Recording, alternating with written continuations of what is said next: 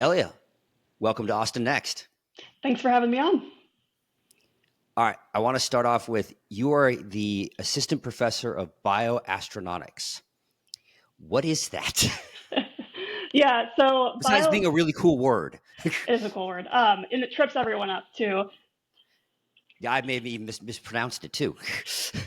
Yeah, so bioastronautics, it's really the intersection of astronautics, so how astronauts are performing in space, and human health.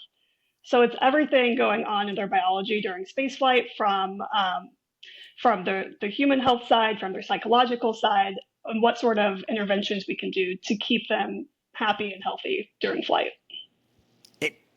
As an actual structured science, how long has that existed? Was it? I mean, I assume back when we were thinking about the early space program, it was just we threw doctors at it, and were people looking at the astronauts saying, "Are they okay?" Yeah. Yeah, so the term's been around for a while, for decades at this point, since the early space program. Yeah. It's just not until recently has it really picked up in speed. If you look at some of the Virgin Galactic flights that have been going on, they work with IIAS, which is an organization that has a lot of bioastronauticists that are designing experiments for these flights. So there's an upcoming flight, I think they're going in 2026, and it's filled with 3 different bioastronautics scientists who are doing experiments on it. But and so yeah. Please go ahead. Yeah, so it wasn't, I think, due to the focus early on of we just need to find ways to get people alive to space. It was more about the engineering of the rockets, the engineering of the stations, that the human side was a bit underrepresented for good reason. You didn't have a lot of people going up. Now that's starting to change. So what are the biggest questions? Is it just how do we survive over long periods of time because space missions are getting longer, or is it kind of more profound than that? Yeah, one of the things, well, there's 2 primary issues that we need to overcome, and those are the effects of microgravity and radiation. So radiation, you have galactic background radiation coming in from other solar systems. You have radiation coming off of our sun. Astronauts are no longer protected by the Earth's atmosphere and its magnetic shielding when they go into space. But I've seen in the movies that turns you into a superhero, though. I've seen that too. I've yet to meet a superhero, though. Okay. The other issue is fluid shift due to microgravity. So when you're on Earth, you constantly have gravity pulling fluid towards your legs and towards your feet. When you're in space, that gravity vector is gone. So you get more fluid pooling up in your chest and up in your head. So it's kind of like if you remember if you think back when you were a kid, I know I spent a lot of time hanging off the side of the bed or finding ways to be upside down. It's that pressure you feel in your head. You get a little bit of that all the time. Okay. So I see a lot of the images and so forth, there's also the muscular atrophy, or that, you see people try to exercise a lot, but then it doesn't seem to, even with all the exercise, it doesn't seem to work. And I know we had the twin study, and you had people spending, what was it? I forget what the record is. I'm sure a year in space. Have we found intervention? Have we found things that actually are able to sustain, or anything we can do outside of just exercise a lot? I mean, because if we want to go to Mars, or if we want to actually start colonizing, people are going to be in space for a long time. They will be. Yeah, so that's the other side of it. I mentioned the fluid shift to the head. Some of my background research when I was a grad student was looking at fluid shifts and the effect on eyesight and gene expression. So you actually get pressure against the back of the retina that will change eyesight. So about 70% of astronauts have actually experienced vision changes during spaceflight, and that hasn't always returned back to normal when they return to Earth. The other side of that is, as you mentioned, the muscle loss and the bone loss. And there are exercise regimens that astronauts do in space. They spend about 1 to 2 hours a day exercising to try to keep their muscle and their bone mass. How that's going to pan out across longer periods of time is a bit of an unknown. So you're right, Scott Kelly, back when you were talking about the twin study, he was in space for a year. And he did experience different physiological changes, such as bone and muscle loss during that time, even with the exercise countermeasures. So do we have so Any sense? Do we have any idea what to do? I mean, are we going to put people on, I want to say like steroids? Is it testosterone? Like what's the, do we have an idea what to do? Um, so for bone and muscle loss like that, I mean, right now, to my knowledge, exercise is the primary countermeasure. I would like to find more medical interventions to these things, more medicines people can take that can um, help them not experience all of these changes. And whether that's a blanket drug that you give everyone, whether that's some sort of precision medicine intervention where you have to look at a specific risk factor that the person has. There's a lot of unknowns there. We don't have a whole lot of data for the precision health side.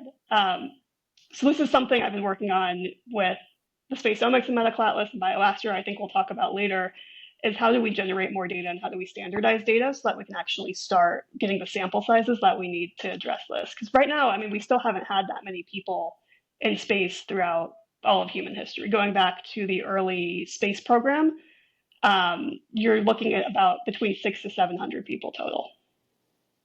In Maybe it's a little bit higher now with some of the Blue Origin flights, But even there, I mean, we're talking since, okay, we're in the 50s, so 70 years. So that's 10 a decade. I mean, obviously it's not quite that nice. It's a nice, the curve is going up, but still it's not a ton of people, to your point, yeah. over And a long period of time.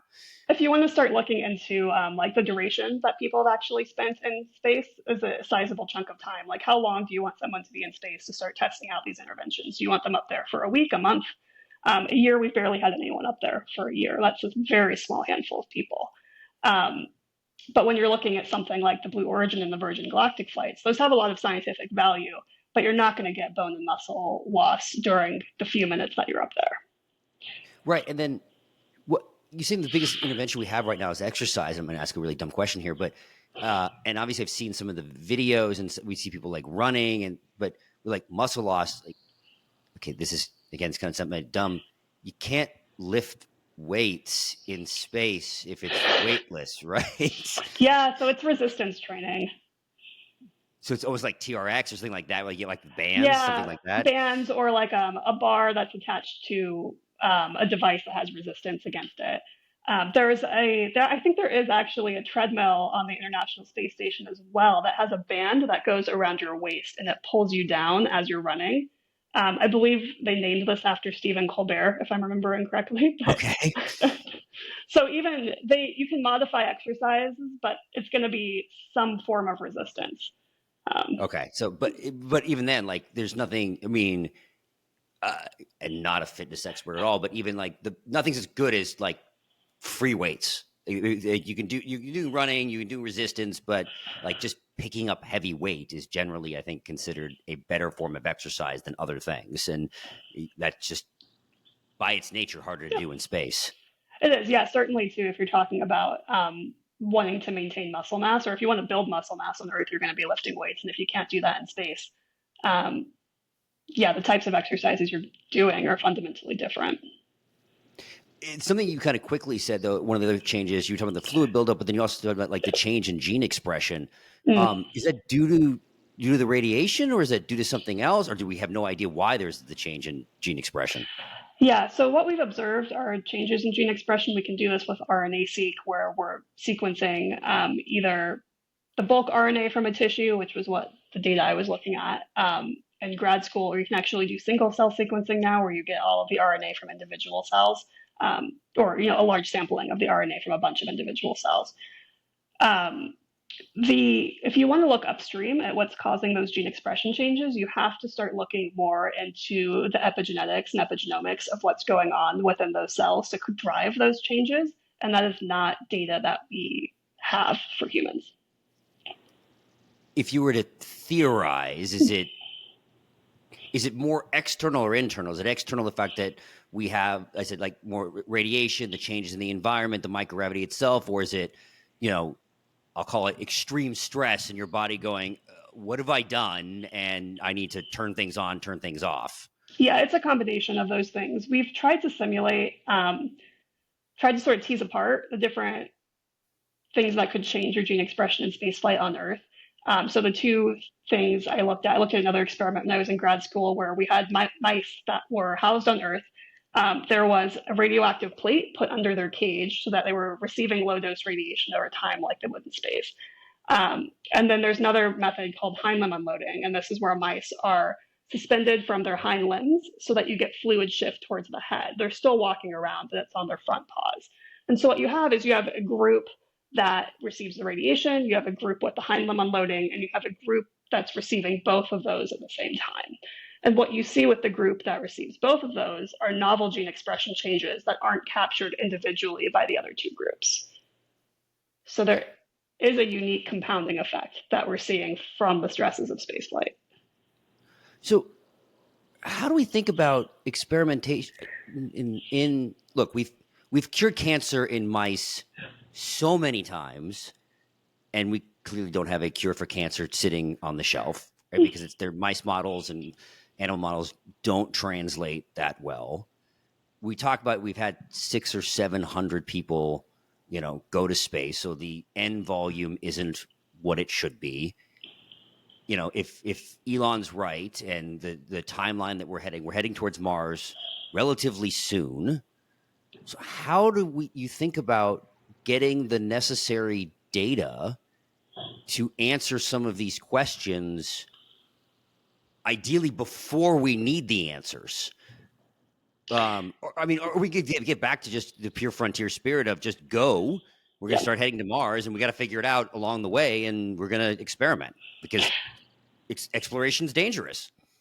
Yeah, I think probably leaning towards the latter there. A lot of people, I think, are starting to get to that point where, look, if you want to go to Mars, we're not going to have all the answers beforehand. We can try to de-risk it as much as possible, but the more time you spend de-risking it, the longer you're delaying the actual colonization of Mars. So what, in the long run, what's the bigger... It's been like 15 years away my entire life. And I actually believe that it might be 4 years away this time. Like it's coming. Like whether it's 4 years or 5 years, but like, I was down at Starship 6 launch, and it's real. It's coming.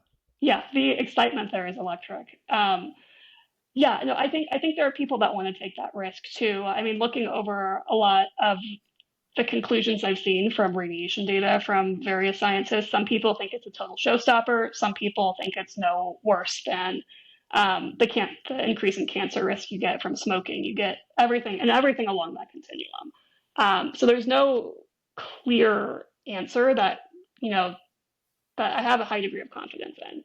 What I would like to see for these early missions, because I think people are going to go regardless of whether, I think there is a group of people that would go even if a showstopper was predicted by scientists, because there's a lot of people that just don't want to listen to scientists either.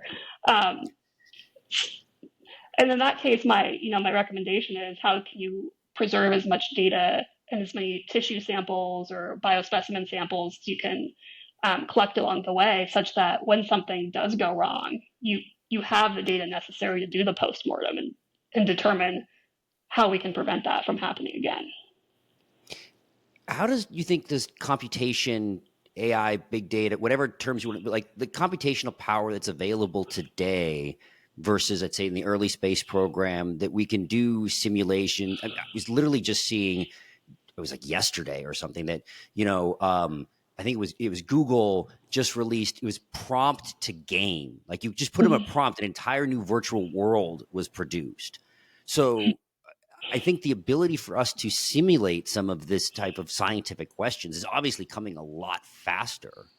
And given the lack of data that we have on space, just because of time scale, all of these problems, does this provide an opportunity to may not have the rock solid truth of, okay, it's the crystal, like they went up, you got the data you wanted, but at least be able to simulate in a way that wasn't possible before.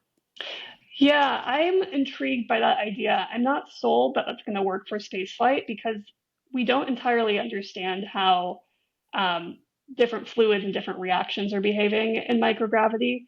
We've seen this with a lot of people are starting now different types of manufacturing companies that are taking advantage of microgravity to do things that they couldn't do on Earth. And I think some of the things especially in the early days of the station when they were just testing how does fire behave, how does the crystallization process behave. They were finding things they didn't expect. And I don't know how you could model something when you don't understand the basic physics entirely that are underlying it. Maybe I'm wrong, but But I'm a little is it skeptical. well? But do you take it from a different perspective? I'm thinking of something like AlphaFold, right? Hmm. And where they were able to solve, protein folding in what was it, like 3 or 4 years. But if we start asking, do you ask the data questions differently Hmm. if you say, okay, here's how the models work, here's how we're building them. So this is the kind of data sets that I need to think about. This is the kind of questions I need to ask. You start asking the questions differently to be able to have a model learn, rather than saying, I need to understand exactly the physics of how this stuff works. It says, I need to get these couple of scenarios so that it can then, whether it be generative AI or just the kind of and any AI person is going to yell at me for not understanding using the right terms, but the kind of the way that I know Alpha, the the multi game where it just kind of played itself over and over again, right? I forget the right term. Yeah, I think so. I think that's an interesting way to approach it. Is instead of starting from the point of trying to simulate it right now, it's asking the question, what training data do we need to collect in order to perform accurate simulations? I think that's a good path to go down. Mm-hmm. So it starts to be. I just think that one of the things that I think is just really amazing, and with all of the kind of the growth of the commercial space environment, is that space in of itself becomes an innovation platform. And so we get to ask, not just be the frontier, but we get to use it and ask as a way to ask all these questions. So you just said, like, we're using it as a manufacturing platform. We're using it, all of these different things that Yeah, become available, that it's that second order effect of we can get up there now, and we get up yeah, there easier. We can do things like, oh, now that we're up here, what can we do? right. So I've seen it in the physical sciences with people are making fiber optic cables that are of much higher quality than the manufacturing process on Earth. I've also seen it in the biological sciences where people are looking at tissue manufacturing where you no longer have gravity, for example, collapsing the tissue that you're working with. Or there's another company doing 3D printing of retinal tissue and they get higher quality up there than they do um, back here with the gravity. So we're seeing it across a variety of sites. Varda is another example. We're doing drug Yeah. manufacturing. Yeah. And we're able to create, do the crystallization process for, I believe, were they doing it with an HIV drug?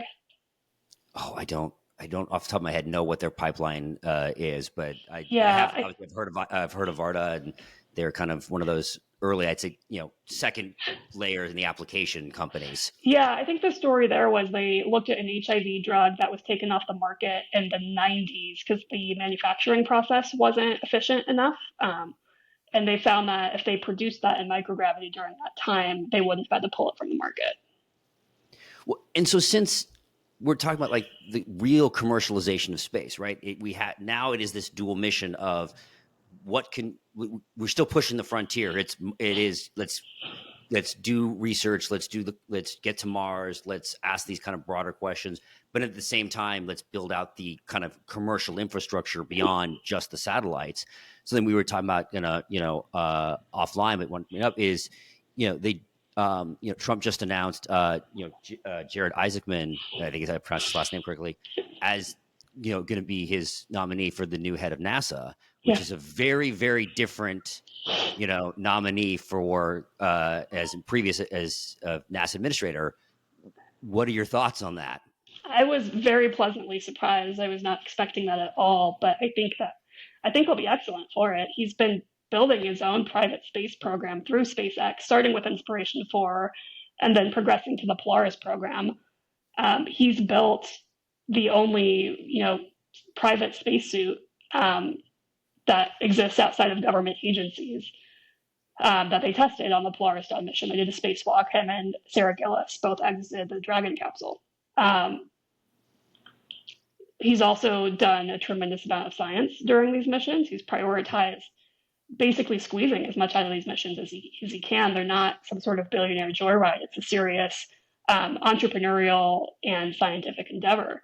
So the work that I was doing, I worked with him on Inspiration 4 and on Polaris Dawn. But I was working on the biospecimen sample collection and subsequent genome sequencing initiative. We call it the Space Omics and Medical Atlas, where it's a giant fishing expedition because we don't really know what changes in the human genome during spaceflight in terms of gene expression, in terms of proteomics, metabolomics. All of these are becoming basic measures on Earth, where there's labs all over the world doing this for every single disease that we have here. But we don't, until we started the Atlas, we didn't have a regular mechanism that we were doing this for astronauts for. So I mean, the fact that his crew was the first to participate, and that built off of the twin study. So Scott Kelly was the first, but NASA didn't really do a whole lot to follow up with that research program after Scott Kelly. It moved more into the commercial sector, and most of the data that we have has come from Jared's missions.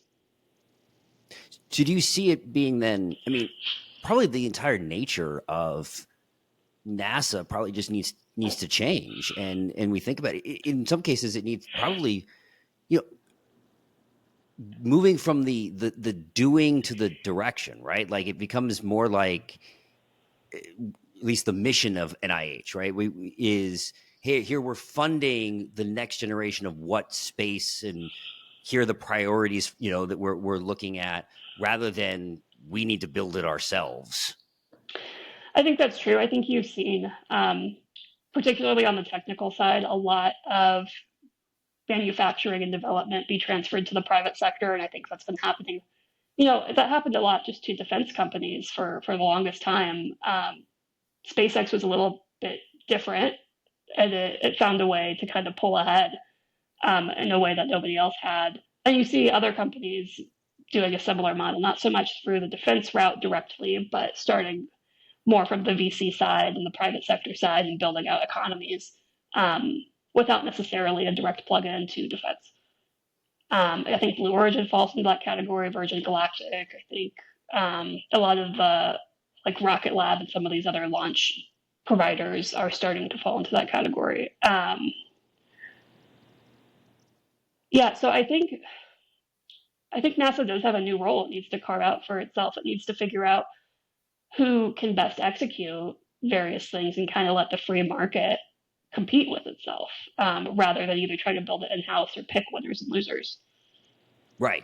And then understanding then in what is moving then almost down the stack, right? About like, okay, here's the stuff, like, do we need to be involved in thinking about satellites or basic space exploration versus here's the stuff 15, 20 years down the line, and let's fund that and worry about, the very basics, the, day-to-day stuff to the private sector, the companies, all that you mentioned, the growing number of companies that are all getting in this space. I mean, in the last, we talked about, just reading there, Jeff Bezos was talking about that Blue Origin could be bigger than Amazon. SpaceX is supposedly going through a tender right now to be valued at $350 billion to make the biggest startup ever. Firefly here in Austin just got $175 million Series D. So it's like, I think that the private space, rocket is doing pretty fine. Like I think they can take care of themselves, and there are probably other areas that need more basic research that maybe like that's where NASA should be focused on. Yeah, that's I think that's true. I think this effort to build up the private sector was intentional on NASA's part to help it get to where it is now. The International Space Station is actually a national laboratory. It used to just be this NASA, this governmental endeavor, but they split it up into they call it the ISS National Labs, and they split it up so that NASA has a portion of it that they use, academia has a portion, and then also entrepreneurship, and entrepreneurs have access to it as well. And so what this has enabled.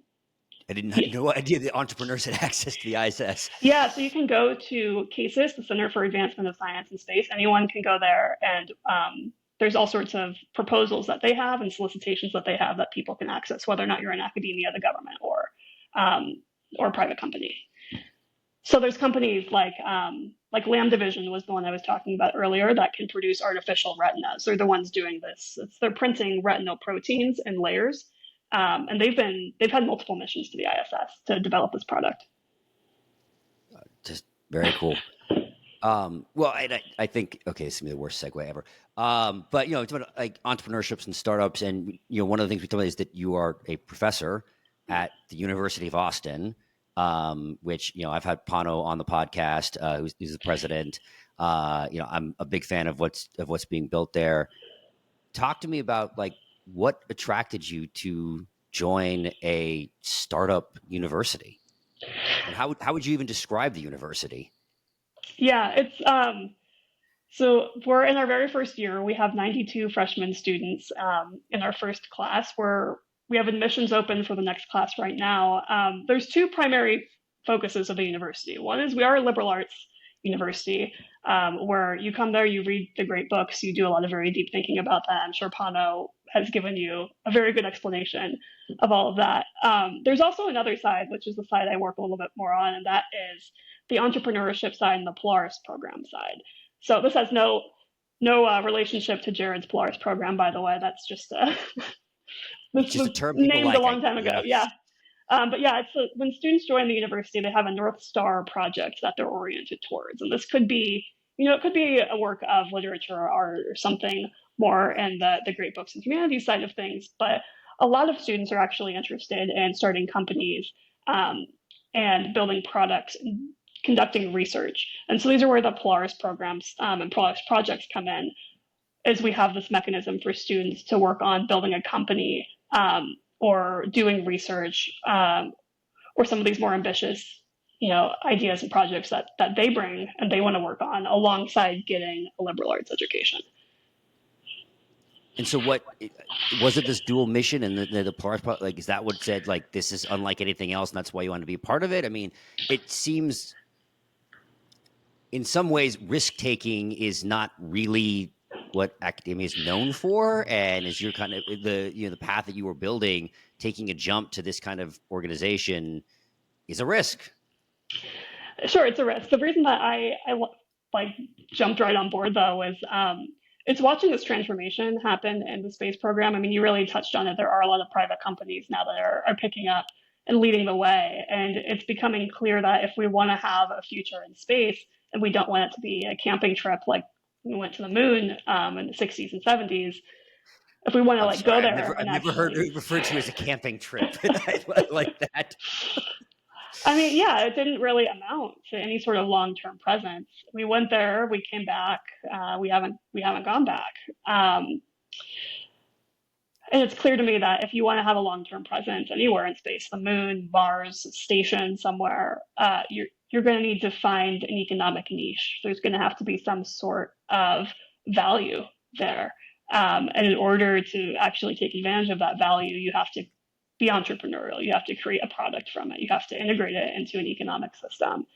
And being around students that are primed to think about problems in that way and who are hungry to start those sort of companies, and having a strong concentration of those students in one place is something. That was what drew me here.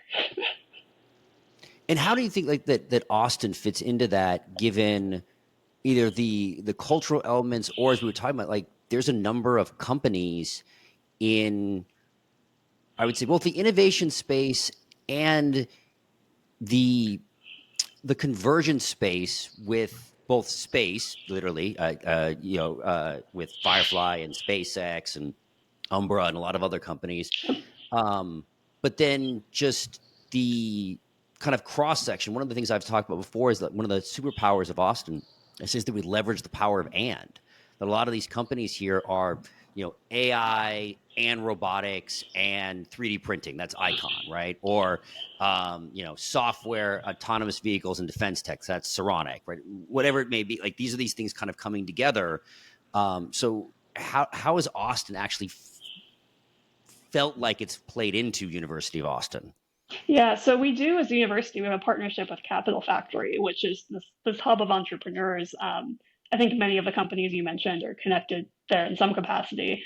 So we have access for the students to get all sorts of mentorship on how to grow a business, how to start a business, where to get funding, and things like that. And we have a footprint within Capital Factory as well. One of our classrooms is in the factory, so we're really integrated well with the Austin startup community. There's not necessarily you wouldn't get that in every single place that you would go to. It's something that is unique to Austin. And then when it comes to getting students actually plugged into specific companies, having all of these companies so close by for tours, for interactions, for talks, that's unique as well. I mean, we have all the ones you mentioned in the area. If you drive 6 hours to the south, you have Starship launching. If you drive 8 hours to the west, you have Blue Origin launching. If you drive 2 hours to the east, you have NASA Johnson Space Center, where it's the mission command for the International Space Station. And you also have all the entire ecosystem of space companies that have grown out around that. You couldn't be more, I guess, outside of perhaps Cape Canaveral, you couldn't be more centrally located for the space industry. Well, so never been to Florida, but never been to Canaveral. Besides the actual, this may be silly, the actual like launch facility itself, is there a really large like ecosystem there? Like I never really hear like companies are there, or just versus like the launch towers. Launch towers are there. There is a footprint for a lot of companies there, I think, Okay. supporting a lot of launch operations. There is research that's done there. The University of Florida, Embry-Riddle, they both have research and engineering programs for the space sector as well. So it's not strictly just launch facilities, but is, I think, probably the largest footprint. And for your research, how do you feel like that Austin and it's funny because you laid out, you felt like it felt much more of less Austin and more Texas. Oh, for everything I was listing. Well, I thought you'd listed what was in Austin, but yeah, we have SpaceX But it here. an interesting take. Like it's one. It's I don't mean that negatively because I have found a much greater. So I was part of like the COVID wave, and I moved here from California, and I found a much greater interconnectivity within Texas than I did in California. I mean, you had, I moved from San Diego, and you have three major hubs of innovation in California, and San Diego, LA, and the Bay Area, and they really have not a lot to do with each other, right? You might have networks, you might have some people kind of connected with each other. And we were saying offline, and we realized we both went to UC San Diego, but there wasn't really that kind of connection with each other. And then I remember there wasn't. When I was at UC San Diego, I didn't really have any connection to UCLA or Berkeley or the regions there. You'd have the companies come down for the career fairs, but yeah, that's about it, right? But so like when I moved to Austin, I raised my hand and said I'm here. I met people in Dallas, Houston, San Antonio without actually trying. So there's already that kind of connection of Texas all working. There's the lack of an inferiority complex in that like nobody in Houston has ever said, well, I want to be just like Dallas. Like those would be fighting words. Versus I think one of the problems in California, and I think it's more so in San Diego, is there is a inferiority complex. Well, we want to do this like the Bay or that like the Bay versus you actually have a different set of ingredients and probably want to act differently and think differently.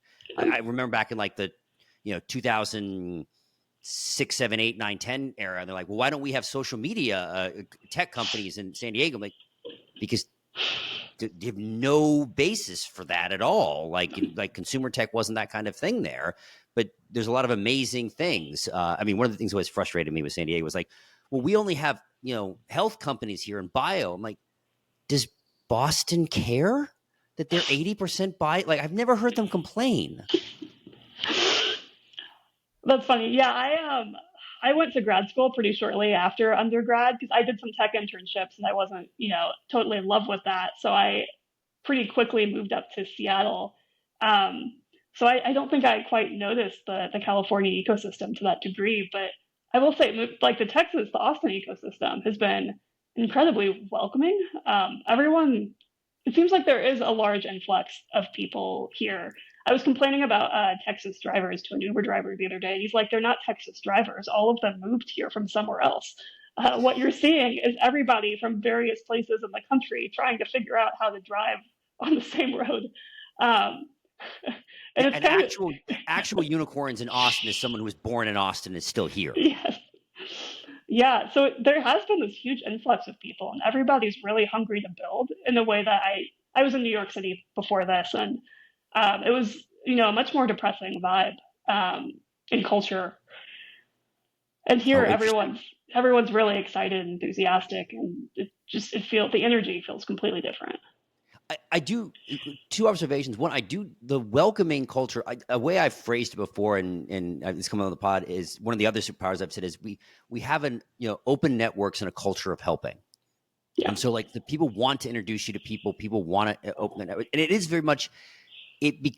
It instills into you when you come here because there are the people that I've met here, the people I've connected with here is so different than like when I was in San Diego, and it's been people wanting to introduce and connect, and I always joke about like that. I talk about the onion metaphor is the way ecosystems you go down the layers, and that's how you kind of meet, and that it doesn't work in Austin because it's much more of like a web or network. I don't even know what the right analogy is because you can run into it. I was in I was meeting somebody in in the lobby of the Four Seasons, and Michael Dell walked by.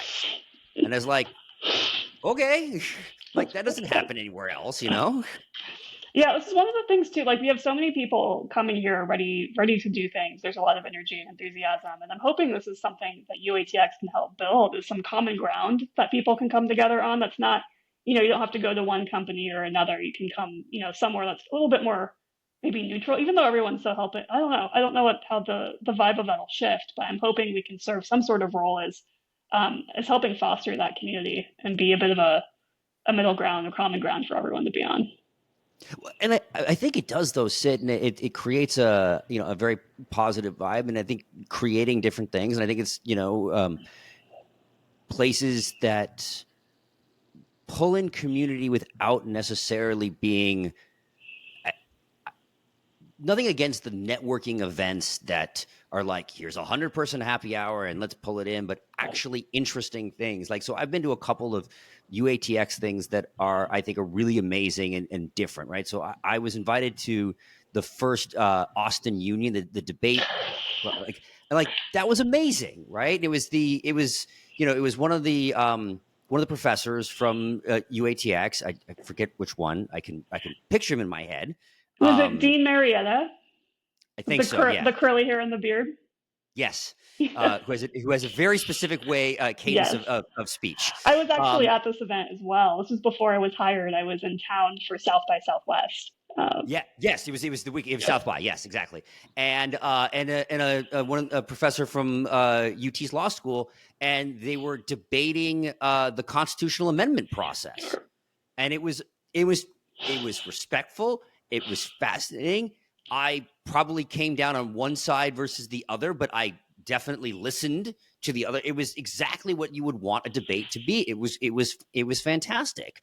And so that was a very different type of event and different type of thing that kind of bringing people together. And then the other one, and I really appreciate you for inviting me to this and asking me to kind of moderate this panel, is you had the first SOMA summit. This was a few weeks ago. And the thing I don't think I told you about this. So I went to space camp 3 times as a kid. So what didn't you get out of it the first time that you needed 2 and 3 for? There was one when you were like 9, one when you were like they make them more one when advanced. You're older. Okay, I've never been to space camp. Yeah, so there's different ones for like the ages, and so so I went. I continued to go, and until I discovered, I didn't realize this path existed that you chose out. So until junior high, I wanted to be like an aerospace engineer. I wanted to build things that went to space. Then I discovered like DNA, and then I went down the bio path. I didn't realize there was a convergence set possible, it's until emerging. later. Yeah. but the fact is, like, so getting to moderate a panel with a bunch of astronauts, and then at the event afterwards, and just spending like 2.5 hours, just shooting it with an astronaut who got Chris let me listen to his recording This is of the Chris law. Zembrowski from the Yes, Inspiration 4 mission. Okay, yeah. yes, he let me Chris listen Mason is to, and I also will there, so I forever never. be grateful. He had the recording of his launch from inside the Yeah. rocket, and he let me listen to it, and I'm just, like, and then show me pictures from on his phone of from space, and I'm like, I'm having like the biggest like geek out moment of my life, and It's so really that cool. was so much fun. I'm so glad you had a good time. Yeah, I started that summit. We want to keep collecting from these astronauts even after their mission to look at their longitudinal health over time. And so we need some sort of event to bring them all together. But when you bring them all together, then you don't just want to take their blood, their urine, their saliva, and send them on their way. You want to interact with them and engage with them and keep help them stay involved in the space community, whatever that means, or whatever capacity they want to. I'm sure they're already still involved in the space community, but what we're also bringing to the table at those summits too are the researchers who've been working on those samples. So we had some people fly in from New York, from Michigan, from California, from Florida, who have done work on these astronaut samples. They've published their findings and their conclusions, and so they have an opportunity to put a poster together. We have a poster session at the end during the wine reception, where the astronauts can actually see, interact with the researchers who've worked on their samples and see what these conclusions are. Yeah, no, I actually remember I was reading some of those posters, and got a chance to see some of them, collecting the samples. I will say it was the most surreal moment was we were at this was the happy hour, and I was talking to Rob, um, Rob and Pearl, yep. yeah, and then I think I think your old PI Chris Mhm. Mason, right? Yep. Comes up, and I mentioned I was going to say this story. Comes up and it essentially says, "Did we get your urine? Did we get your blood?" Like it was the most like jokingly like, vampiristic kind of thing of like, what sample didn't we collect of yours? And it was just a very surreal but hysterical moment of like, what did you sign up that you said you were going to give us, and make sure we got it all for Yeah, science. But it was great. because we had collection kits sitting in the faculty lounge for each of the astronauts, and I noticed towards the end of the day that some of the saliva tubes and urine cups were still empty. I went over to Chris, and I was trying to run everything else going on with the summit, so I went over to Chris and I was like, please make sure we have everything that we need from them. Um, so It really that takes the lack of the shame and embarrassment gene has got to be gone to be able to just walk up to people and be like, I need samples of everything, and you haven't given it yet. yeah, I mean that's what you sign up for. I got. Yeah, no, that, I mean, when you're working with those samples too, I've worked with these samples for years, it does become very routine. I guess, yeah, other people find it a lot more strange, but I think coming out of like in the bio world, and there's been some stranger things yeah. that could have been asked. So where do you see, besides, and it's funny is we see the space community, your word, the space community continuing to grow, and I do like that having new events, the wrong word, but like just new platforms of things of people coming, communities of people kind of coming together. And I think that the SOMA summit will probably be one of those going forward. Like, where do you see the evolution of that in, the next 5 years? Yeah, so we're going to keep adding more people to the Space Omics and Medical Atlas. So we're going to keep flying all of those crew members out who contribute, who want to keep contributing to this. So we should be growing in number. On that side, we will also now have data released into NASA's Open Science Data Repository. So all of our data that we generate, all the omics data, anything that we collect, we put into that database so that the scientific community now has access to this data. So we expect the number of publications to be growing as well. So what I see really is those two, the astronaut pool and the researcher pool, are both going to be growing significantly. Um, what I'm thinking about too for these summits is how do we keep having some sort of interesting theme around them as well. So this year we were highlighting the Space Exploration and Research Agency, SARA, and their upcoming mission. They've commissioned a Blue Origin flight. They're paying for the mission, and they're filling it with people from countries that have not had an astronaut before.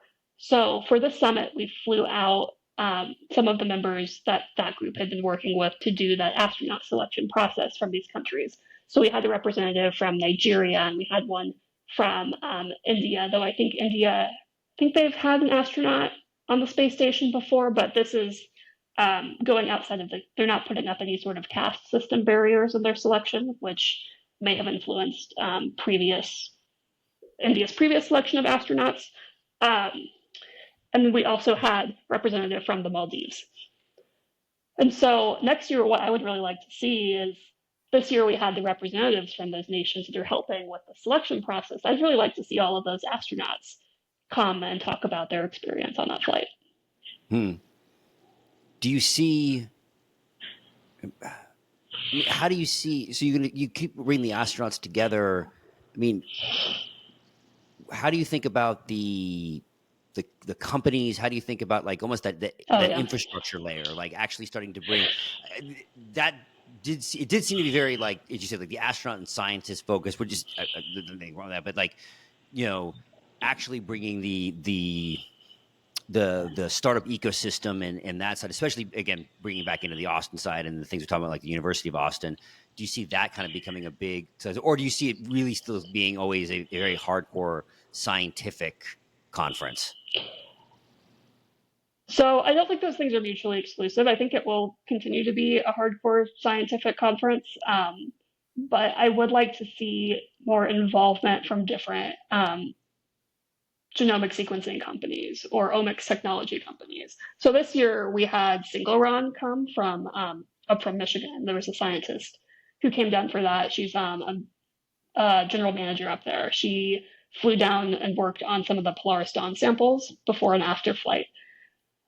So what's interesting about this is when we're going through and we're building the Space Omics and Medical Atlas, we want to apply, generally speaking, the same set of measures to every single crew because we want to increase our sample size. We're getting like an N of 4 per mission if we can sample from everyone. So we do try to combine across missions. So we want to standardize for that. But the other thing is we don't want to fall behind in the types of sequencing technologies that we're using. We don't want to become out of date in performing methods that are a decade old.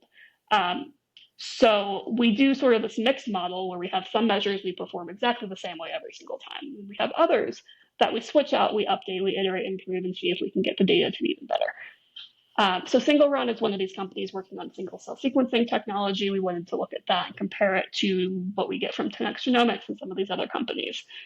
So what I would like to see is more of these companies that have these cutting edge methods working with the sample collection process and getting to apply their methods there. So we've done that previously for the Inspiration 4 data. We did this with NanoString. We did spatially resolved transcriptional profiling on skin tissue that we got from the crew. And so I think there is a role at these summits for these companies to come to show their products off to the scientists that are doing the space omics research. Because a lot of these scientists, they're not solely doing spaceflight research. The space market isn't big enough that there aren't very many scientists that do this full time. A lot of them study a variety of different diseases, disorders, conditions, and spaceflight is one of those. So we do have this market of people who are coming in from all over the country that would also benefit from seeing the new technologies that are out in the market. It's one of those things where it's a niche until it's not, right? And the exponential growth that it's going, and those people get in early, it'll be interesting. I will personally say on this, and then I will bug all of them since I used to work at Illumina, so have quite a few friends in that space. So I will call them out when this goes live, and we will get them all involved. So that would be great. I would love to have them out next year. Yes, because we've got, the Illumina people plus the the alumni in terms of like at Agilent and 10X, and then, I mean they're everywhere. So we should make sure that they're more involved. And everyone listening, you know who you are, and you know you're getting a phone call from me. Fantastic. Yeah, this was year one. I had about 6 weeks to put all of this together. So it's not the same version of the product that we'll have from year to year, right? We want to grow this. It was quite impressive for 6 weeks worth of work. So it was amazing stuff. Thank you. And in all that spare time, one of the things that I actually wanted to ask as well is like one of the things that was presented was this BioAstra, which I said that you were involved with. Is what, like, I don't know how you sleep. You're not the normal, like, professor that I remember when I went to school. Like, you're doing quite other stuff. So what is BioAstra, and what is being built there? Yeah, so BioAstra is a nonprofit that I've started with my co-founders, Savi Glow and Chris Mason. Chris Mason was the principal investigator that I worked with and worked on the Inspiration 4 mission with. Savi Glow, she has done a lot of work looking at healthcare systems and clinical trials within academia, and she made this jump to say, the system on Earth is pretty messed up, the healthcare system and the way that works. And she sees space as to be like another 3-hour episode if you want to get me started on that. Yeah, I'm trying not to go too deep into that. Yeah, but she basically looked at all of that and said, you know what? Space is really interesting because it's a completely blank slate. There isn't a healthcare system for astronauts. If you're a NASA astronaut, you have a flight surgeon that's assigned to you, but you're not going to go to a hospital to a normal doctor and tell them a bunch of symptoms you got from flight. And they're not going to have any idea what to do with that. Scott Kelly actually talked about this in his book, Endurance. He had skin reaction when he came back down to Earth. He woke up in the middle of the night, goes through sort of his thought process about what to do about it. He had rashes all over his body. Just the force of gravity pushing him down was causing him to have skin reactions. This is actually why we took the skin biopsies from the Inspiration 4 crew. And we did find, even during their 3-day mission, even though they didn't physically feel the inflammation, we could see inflammation markers in their skin. Wait, this is the force of gravity on reentry? So this is the force of gravity. Once you've been in microgravity he was up there for a year. He came back down to Earth. This was after reentry. This was as he was reacclimating just to life on Earth, to gravity. It's going from nothing to something, and your body is, okay, I got it. Yeah. So it's not just, your bones feel weak or your muscles feel weak. It's the skin on your bones itself is having an inflammatory response. And he went through this thought process, do I go to the emergency room? And he ultimately just took some ibuprofen or acetaminophen or something. He just took some over-the-counter medicine and went back to sleep because the emergency room or the urgent care doctor wasn't going to know what to do. Okay, so all right, this is a much bigger question, right? We've seen it. These are some of the questions that get addressed in science fiction, right? We're successful, whether it be Mars, like we start going out broader into, not largely interstellar, but just off Earth in some way, shape, or form. And, in many ways, evolution has been replaced by us, right? Because we are controlling those kinds of things. Do we start seeing a splitting? Do we start seeing, because the description you just had, like if you have people off, and then he came back on and had those kind of lesions, like if we have just say 3 different things, if you have people who are in space all the time, you have people on Mars, you have people on Earth, do we start having almost a bifurcation or trifurcation, I guess would be the right word in that scenario, of the species? Yeah, so it gets interesting at that point because you will see, I think, physiological changes start to happen.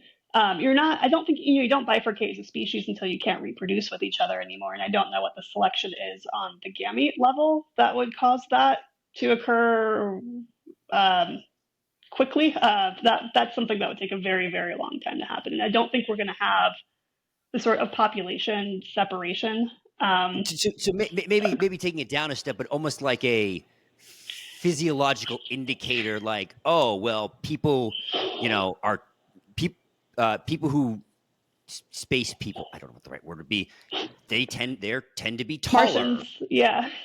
Martians tend to be shorter. I don't know, like something that Yeah, almost a sense of like closer to race than speciation, right? yeah, yeah. I think there will be physiological change. Like there will be a physiological divergence of some sort. Um, it's interesting to think about how quickly that would take place. We haven't had any sort of reproduction in space yet. Nobody's been pregnant and carried a baby to term in space. So studying this generationally, we it's all speculation really at this point. Um, but that's something. Whether that occurs either, I'm going to ask you a dumb quick. And we know no one's gotten pregnant in space. Like we know this for a fact. um, pretty sure. Okay. Yeah, I think I'm sure there. there's I cameras think everywhere. It's kind of be hard, I would assume, right? it'd be But yeah. hard. Yeah, I mean, there was a married couple that went up at one point, but there was no baby that happened 9 months later. So, Okay. Yeah. um, Not a question I ever thought I'd be talking about on the podcast, but but it's, I mean, it's getting I think right. it was Like, shuttle era they went up, so it was a while ago. Yeah, there's absolutely nothing that I know about. There are companies that are thinking about this. They're thinking about how do we study this, which I think we're probably going to reach the point where we just send people to Mars and they start trying it on their own before right. I was we going to say, have the like, scientific studies set up ethically to do this. well, in one, I mean, to your point, I think that the first child not born on Earth in some way will, it's not going to be like you said, not going to be accident. Like we're going to head to Mars. You're like, we're going there for, I don't know, 5 years or whatever the time period is. Like, whether it's by design of we're doing this under a study, please have a child, versus we're sending like a bunch of men and women to Mars for 5 years, stuff happens. Yep, they're all still human beings that are gonna, Right. go through whatever range of emotions and whatever range of actions that subsequently come from that. What a very scientific way of putting that. Thank you. And the other aspect too of speciation we didn't touch on, because I was sort of thinking through the natural processes, but um, there's the idea of having designer astronauts, where if you're going to actually go somewhere and colonize a planet, and it's not a short trip where you're going to come back in a few years. You're going to be there for a long time. You're going to have children there, and they're going to spend their lives there. Do you want to start introducing modifications to the human genome that could help you with muscle mass, bone mass, that could help you with radiation resistance, or these other issues that there's a debate over this, whether or not it's actually an enhancement, because the point of doing it is for Martians to have the same lifespan and quality of life that they would have on Earth. Right. Well, it's always back to the beginning of the conversation, which is the medical. I mean, whether it is the medical intervention of giving them steroids or whatever equivalent to just be okay, down to the genomic modification of, well, I can just turn on this gene expression or switch this out or whatever it is to be able to allow you to have that, and then you have the interesting downstream effects of we had the. I don't know. I'm sure you do. I know of a lot of technological offshoots of the space program, Velcro, et cetera, like those kinds of things. I don't know of any medical offshoots. I'm sure there were, um, but in this case, if there are, to your point, if we find things that make it enhancements for astronauts to be designer, whatever term you want to use, you ask the question, well, that might be good for people on Earth for XYZ reasons, right? Like we talk Mm. about, whether you want to use the term longevity, health span, health optimization, whatever, word we want to use for it. If you can increase, I mean, you said, if you increase somebody's health span on Mars, unless it is literally like they can breathe the Martian atmosphere, which then I'm not sure there's a lot of value to that on Earth. There might be direct value to, like, well, yeah, that would probably, making somebody have easier to, to put on muscle mass. It probably has value here if we think about the side effects. Yeah, I think that that it does have the potential to open a can of worms there, where there's some I people was are. speaking positively. Why did Oh, you you get were me thinking thinking about it? positively. I was Well, thinking positively. I guess the genomics community I come from, when I was in grad school, everyone was very anti CRISPR babies. Maybe a bit of a sea change is happening on that. I'm not sure. But the scientific community is still very hesitant to start introducing any sort of modification that affects the germline. And the point of introducing it to astronauts is that it does affect the germline so that they will be able to live there for generations. Well, but so there's a difference though between the putting something into the germline and have it going on versus putting something in at all, right? Like because we have this like we have Kasivagi. I always think I pronounce it wrong, but the sickle cell cure by Vertex, right? Like the things that CRISPR can do, and the positive effects, and how can we do, and then we get to the Ozempic debate about the positive effects of GLP-1, and I always hear the case and be like, oh well, it's got these bad side effects. I'm like, yeah, but that's version 3. Version 6 will not have that side effects. There's too much positive, benefit to these types of interventions, and so you ask that question of what can we do with this? What positive interventions that we can do? And yes, there are interesting questions that we need to ask about what do we do, what do we do with this? But I do think there's we should be asking the questions. I've always been,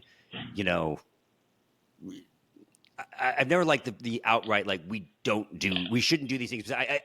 My biggest example has always been when I look at nuclear power, right? And I look at what happened and the negative effect of us essentially destroying the nuclear power industry in the U.S. Yeah.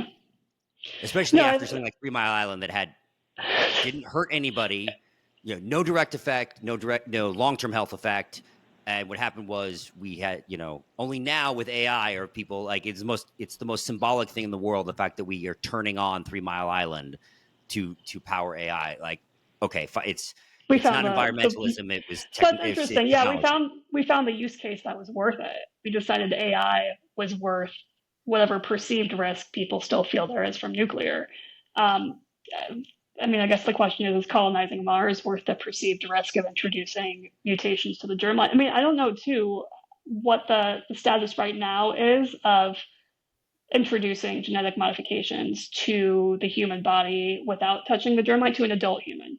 So the germline issue is because usually to actually target every cell in the body, you have to do this when it's still an embryo, at the embryonic stage. Once you have an adult human, it becomes very difficult. There's a lot more cells, but then the way you access each of these cells is trickier as well. So I think was the way Vertex was using their product for sickle cell anemia, is that one of those use cases where they take blood out of the body, introduce modifications on the cells isolated from the blood, and then put it back in? Off the top of my head, I don't know. I'm not 100% sure off the top of my head. I'll go look at that afterwards. But yeah, because that's been one of the more efficient ways to introduce modifications to an right. adult human is if you can modify the cells that are circulating in the blood. You can take out blood, you can put blood back in, so you can isolate the cells, do your modifications, screen them too, if you want to do any sort of screening, and then put them back. If you want to start modifying muscle tissue, I don't know if we have a solution yet that delivers CRISPR specifically to muscle cells and leaves everything else alone. Right. But in many ways, you're talking about a technology problem, not an ethical problem, right? Like, yes. So, yes, but the technology problem is driving the ethical problem. Yes. Sorry. I just looked it up. It is, yes. They take your blood stem cells out, they put it out for editing, and then they put them back in. Yeah. So it's the same CAR T issue. It's the same logistical nightmare that we have on these things. But it is essentially a cure.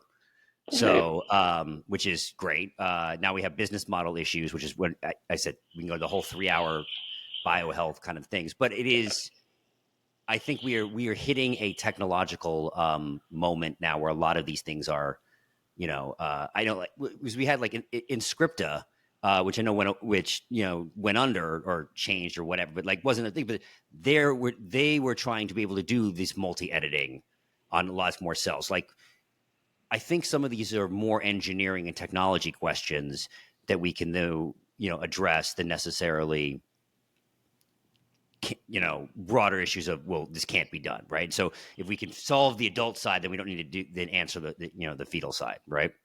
Yeah, yeah, I think that's true. And I think the question does come up too, though, if you're thinking about space colonization and you're having a kid on these planets, you probably, or, in environments that aren't like Earth, or increased radiation environment, decreased gravitational environment, you might want your kid to have modifications.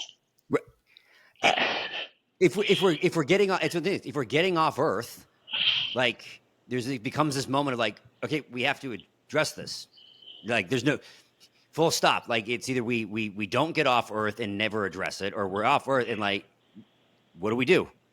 Because or it's either it's essentially you end up with one of two choices. I think three choices now, right? Have everyone live in a bubble on it, right? So permanent, protection, modify the person, or terraform the planet. That's it, right? That's essentially our three options. Yeah, those are the options. Yeah, and even on Earth too, there are situations too where you probably want to change your kids. If you're solving an actual disease issue in yourself, you don't want to free yourself of Huntington's disease or something and have your kid have the same issue. Right. Yeah. Or do you wait? Is it all that different to wait? Like, okay, I'm not gonna do it in the germline, but I'll wait. Huntington's a perfect example. That doesn't even show up until they're, I think, 20 something. It's like, so if I don't do it in the germline, but wait until they're 5 years old to do it. Okay, I'm not sure what. But then that perpetuates because then they have to wait till they're the child's born and. Yeah, so I think the issue we kind of overlooked in talking about some of this was off-target effects, which is the other technological hurdle. Is how do you actually? But that's a technological hurdle. It's like, okay, fine. So now you're asking, it's like, I don't want to do it because of the risk factor. Okay, well then let's address the risk factor. That's a safety issue. That's not a ethical issue. Yeah. I think the ethical issues, I guess, people get really uncomfortable when you're starting to design how your kids look. I understand that. Yeah, I have interesting, I'll be transparent. I think there are questions around like fidelity and sickness and disease. For me personally, now I have kids and I'm done having kids, so it becomes a point. But I know I end up landing on the is it my children? So like I have brown hair, my wife has brown hair. Selecting to have a child that's blonde doesn't compute for me because I'm like, that's not my kid. In that case, that's where the designer thing kind of gets off a little bit for me, is when it's essentially, and again, that's me personally, where it kind of lines is like, that's I'm not creating, it's not my child anymore. Now, if it's like I have brown hair and my wife has blonde hair in that scenario, then I'd be like, okay, then if it's brown or blonde, that doesn't matter. You wouldn't do red, right? One of your kids is going to go dye their hair and throw off the whole system. So that's a whole other. They're still elementary school, and we haven't the rebellion stuff starting anyway. So that's a whole other problem. Yeah. Okay. We could keep going for a long time. This has been a lot of fun, but I always want to end on the same question: what's next, Austin? What's next? What's the next step, or what's the? I don't understand. However you want to take that question. In that, I always like that's the point. It's open ended. It's okay. However you think about it. Yeah. So one of the things I'm working on building at UATX is I'm getting a bioastronautics lab started up. So one of the issues I've actually run into with doing all of this sequencing work on astronauts is the question of who foots the bill. A lot of it has actually been footed by philanthropy up to this point. Chris Mason did a lot of fundraising around this. And so it wasn't actually coming from the NIH. Some of it was coming from NASA, but not the bulk of it. And so we're in this situation too, where as more and more people go to space, we're going to have more and more people that we want to sequence, do more complex studies, and more scientifically ask more scientifically, answer these questions in a more scientifically rigorous way, get our N value higher than 4 in a single experiment. So the lab that I'm setting up here, we're running it as a core facility to offer sequencing services for a variety of different applications. And with the goal being to apply the profits that we make to sequence the astronaut samples that we aren't getting the funding for from other avenues. So that's what's next for me. I love it. And I think Great. having that right here in Austin will be amazing. Thank you. Well, thank you so much for having me on. It was a lot of fun. Thanks for coming on. So what's next, Austin? We're glad you've joined us on this journey. Please subscribe at your favorite podcast catcher, leave us a review, and let your colleagues know about us. This will help us grow the podcast and continue bringing you unique interviews and insights. Thanks again for listening, and see you soon.